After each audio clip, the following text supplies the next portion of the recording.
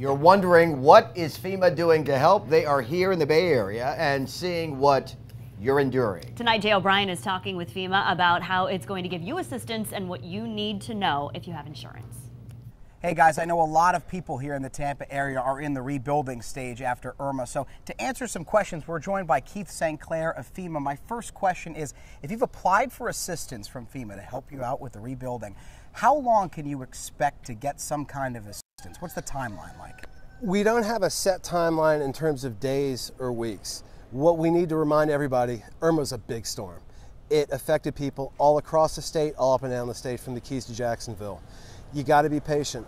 We have more than 3,000 people from FEMA that are working to help. There are more than 40,000 people from various federal agencies that are working to help victims of this storm. Be patient. We haven't forgotten about you.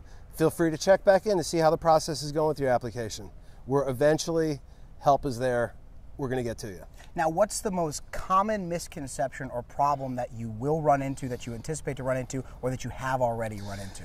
Sometimes people think that, well, if disaster strikes, I don't need insurance, we have FEMA.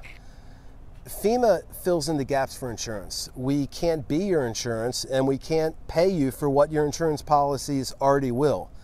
Have insurance, make your claims already, contact your insurance company, then make sure to register, ideally through our online portal, disasterassistance.gov.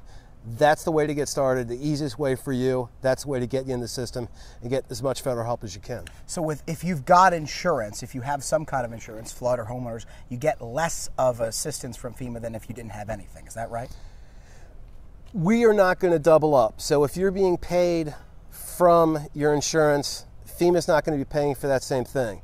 However, your insurance, if you have an heirloom that has been in the family, you might have that being insured for your actual value, something that's been around 100 years in your family. If you have this great china collection, FEMA is not there to replace exactly what you had necessarily. It's there to get you whole and back going again. We will get you plates. We're not necessarily going to get you a match for grandma's china. Well, thank you very much. This was Keith St. Clair. Back to you guys in the studio. Our crew is getting more answers for you from FEMA. We're putting the finishing touches on that story at 6 o'clock.